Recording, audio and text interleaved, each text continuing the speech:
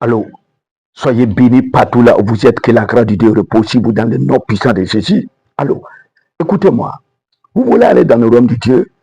Alors, vous avez besoin de suivre un homme de Dieu authentique. Vous avez besoin de suivre un homme de Dieu qui ne tourne pas avec la parole de Dieu, mais qui est tout le temps prêt à dire la vérité. Oui, vous voulez aller dans le royaume de Dieu? Alors, vous n'avez pas besoin d'une grande église qui est bien construite pour aller dans le royaume de Dieu. Mais vous avez besoin juste d'un homme de Dieu accompli, un homme de Dieu rempli de compassion, un homme de Dieu, oui, qui a décidé vraiment de marcher dans la sainteté, dans la vérité, pour qu'il puisse vous aider, pour qu'il puisse vous montrer la voie. Oui, c'est ça. Voilà ce que vous avez besoin. Voilà ce que vous avez besoin.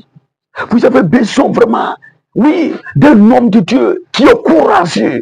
Un homme de Dieu qui ne cherche pas votre argent. Un homme de Dieu qui ne cherche pas votre applaudissement, mais qui cherche votre salut. Qui cherche votre salut.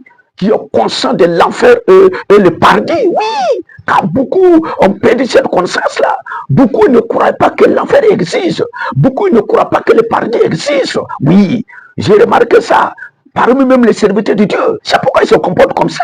Si l'enfer, si moi je sais que l'enfer est réel, le paradis est réel, et que si je ne dis pas la vérité au peuple de Dieu, ils vont se retrouver à l'enfer. Mais est-ce que je vais m'amuser? Mais vous savez, comme chacun est là pour son but, oui, moi qui te parle, mon but est que tu sois sauvé. Moi, mon but est que tu puisses aller dans le royaume de Dieu. Voilà mon but.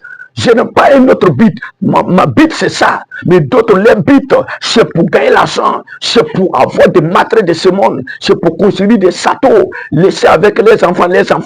C'est pourquoi ils ne peuvent pas dire la vérité. Écoutez, oui, pour aller dans le royaume de Dieu, qui a besoin juste un homme de Dieu authentique, un homme de Dieu qui connaît la parole, un homme de Dieu qui a la foi.